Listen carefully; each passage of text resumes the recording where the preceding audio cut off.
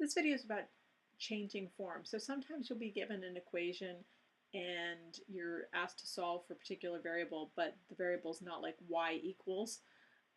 It's kind of embedded in, and so you're going to have to isolate that variable. So one of the main strategies is you're going to want to deal with getting rid of parentheses first. There's two ways you can do that, and it will vary, and you'll have to kind of look at the problem carefully. One way is you can use the distributive property, and that might be kind of more the straightforward method for most cases, so I'll show that one here. So using the distributive property, so I get 4 times y is 4y, and 4 times negative 2 is negative 8 equals 5. And then I need to get y by itself, and so I notice that there's this negative 8, so I'm going to get rid of any addition and subtraction, any terms that are added or subtracted first versus any coefficients. So I'm going to add 8 to both sides. Since these are like terms, I'm going to put it right underneath there. Negative 8 and 8 cancel out. So I have 4y is equal to 13. And then I still don't have y by itself, so I'm going to divide by 4, divide by 4. Here's a giant 1, so I get y is equal to 13/4.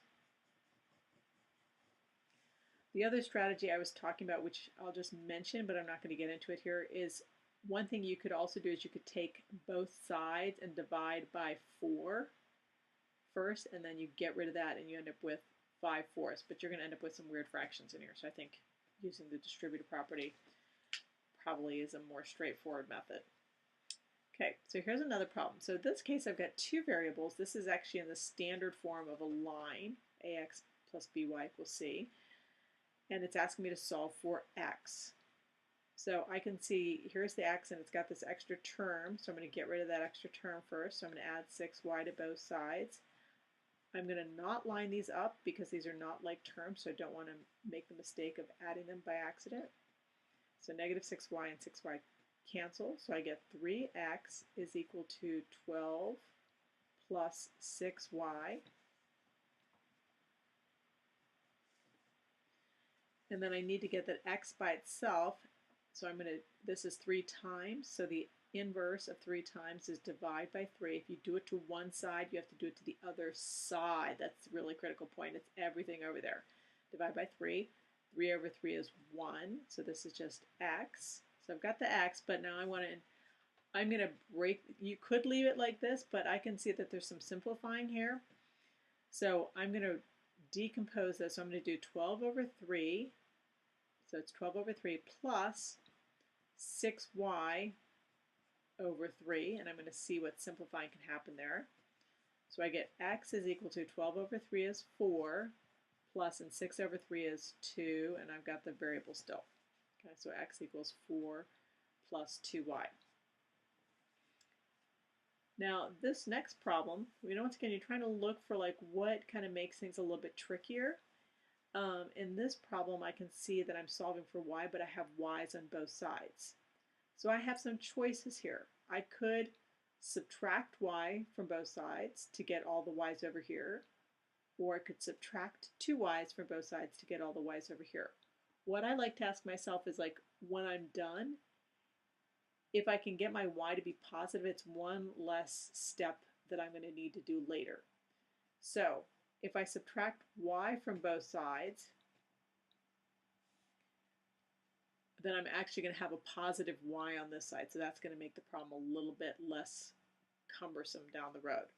So this cancels out, and I have 5x equals y minus 6. Once again, I'm looking to see, solve for y, and I can see that I have this extra term here, so I'm going to get rid of that by doing the inverse. Instead of minus 6, I'm going to add 6.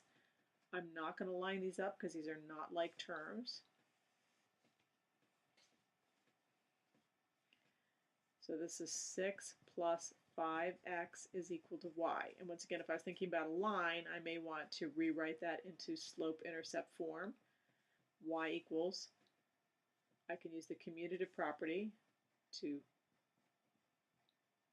move those around. Okay, but either way is fine. Okay, and then the last one, I'm looking to solve for D, and I can see that D is inside of this parenthesis. So the first thing I'm going to need to do is get rid of the parenthesis. Don't do 5 minus 2. Remember, you have to do multiplication first.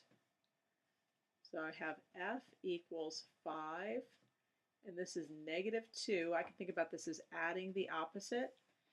So it's adding negative 2 times D, so that's negative 2D, and negative 2 times negative F, so that's positive 2F. And once again, I'm trying to get the D's by themselves. I could leave it over here, but I also see that I have to get the F's together. So I'm like, I could pull the F's and the 5 over there, but then I have this negative 2. So what I'm going to do is I'm going to add 2D. I mean, there's lots of choices you could do this, so there's no one correct way to do it. I mean, there's a correct answer, but not one way only. I'm going to add 2D to both sides because when I'm done, that means I have a positive D. I don't have to worry about that negative sign in front. So it's just one less kind of funky thing to deal with. So the 2D's cancel. So I have 2D plus F. If you don't see anything in front of it, it means it's positive 1 equals 5 plus 2F. Once again, I'm trying to get the D by itself, so I'm going to get rid of this F there, so minus F,